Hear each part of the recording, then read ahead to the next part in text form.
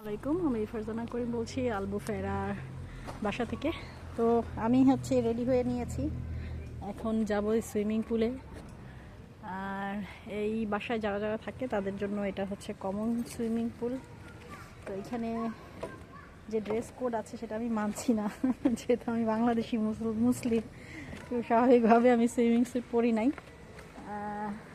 যা পরেছি ফুল প্যান্টের মতো, এটা পরেই এখন নামবো, কিছু করার নাই। এই আমি খ্যাত লাগতেছে।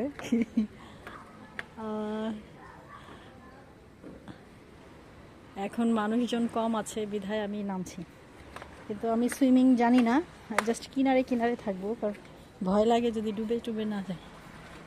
এখানে ছোট্ট একটা আছে ছোট বাচ্চাদের জন্য, বড়টাও আছে। ছোট বাচ্চাদেরটাই আমি নামবো, বড়টাই নামবো না। এটা ছোট বাচ্চাদেরটাই। কিছু একটা দেখতেছে,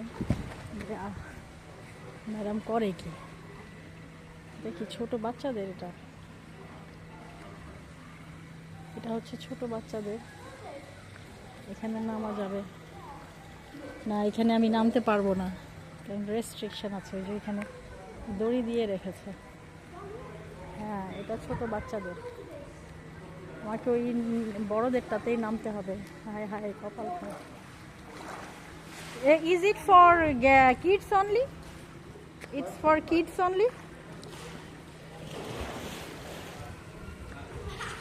জিজ্ঞেস করছি যে এটা কি শুধুমাত্র কিডসের জন্য কিনা।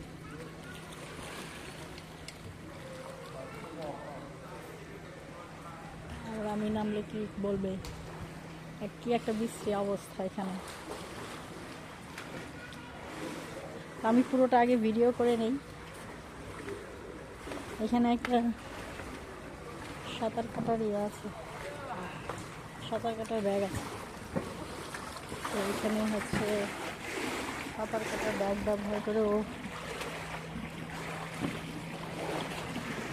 সাঁতার কাটছে। আমি নামবো কিনা আমার ভয় লাগতেছে, দুইটা গেলে খবর আছে। আমার মনে হয় উপরে ওঠা যাবে, উপরেটা কেউ নাই, উপরেরটাই উঠি আমি।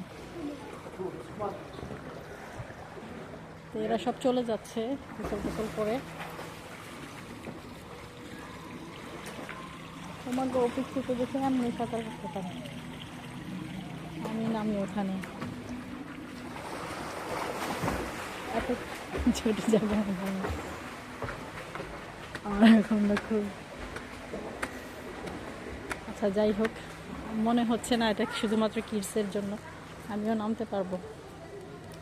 এই জায়গাটায় রেখে নেই সব কিছু, এখানে রাখি।